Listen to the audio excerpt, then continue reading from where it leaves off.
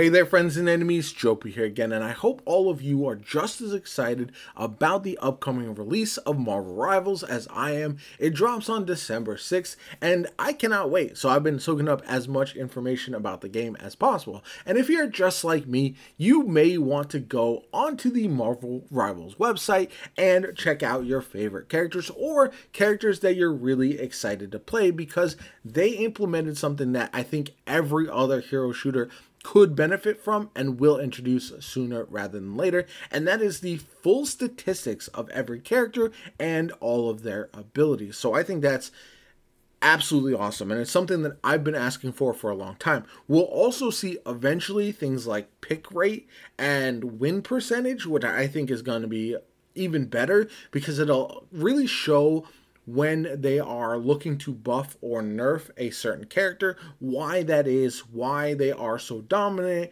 and how many people are playing all these different characters. So with 33 of them in the game at launch, I also feel like this is a good way to get an idea on how strong a character can be in a couple different factors.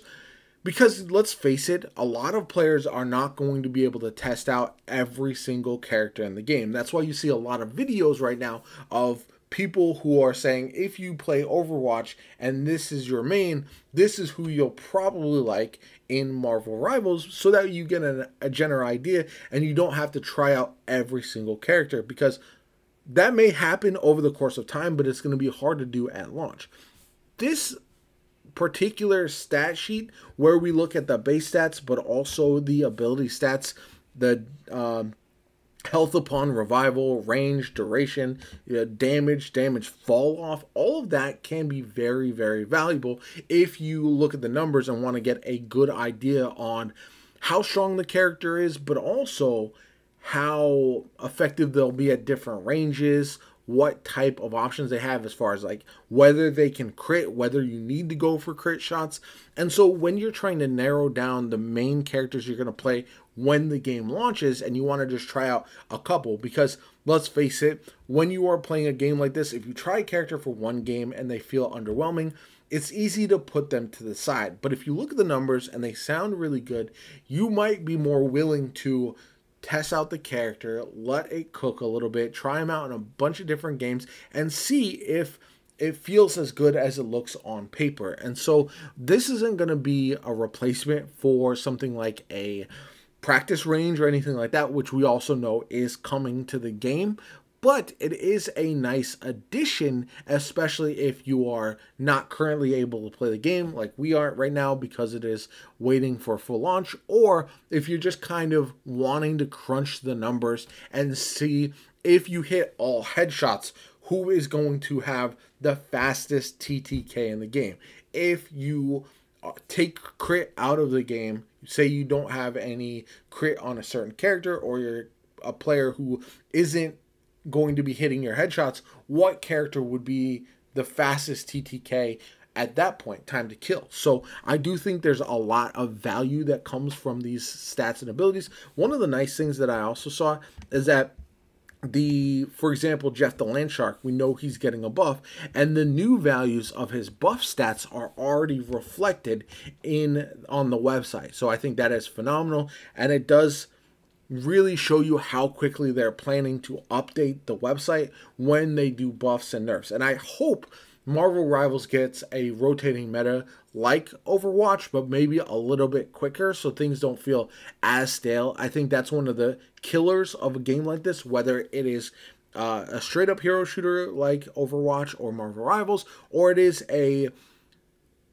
battle royale like Apex Legends. All of these hero based games, when certain characters are dominant and you see them all the time, it can feel boring, it can feel oppressive. So that's why I really hope we see a lot of shifting in the meta over the course of time. It is helped out by the fact that there are so many different characters we haven't played with. I've been spending a lot of times with characters like Captain America on this website, so I can really get an idea on how I'm going to use him, because he's probably going to be one of the first characters that I try out when the game launches. And so because of that, I do have an idea now on not only the freedom charge, for example, casting a spherical spell field with a 4-meter radius enveloping the caster and a spell area with a width of 4 meters along the path. So you get an idea not only visually when you see clips or when you look at the character in the game, but also now you get a firm understanding of how far away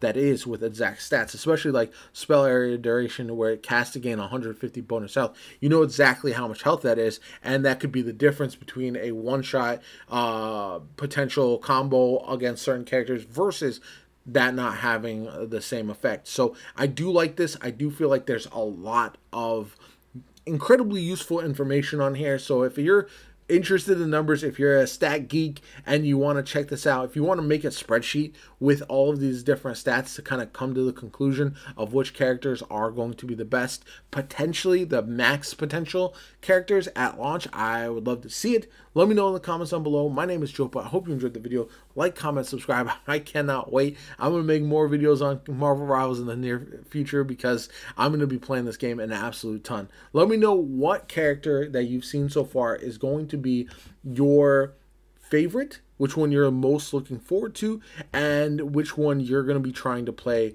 at launch right away, because I think Captain America is high up there for me. I think Luna Snow sounds really good as a healer, and I think as a DPS, I might stick with the Punisher, but I will say Moon Knight sounds very, very interesting as well. Anyway, like, comment, subscribe. As always, have a good one. I'll catch you all later.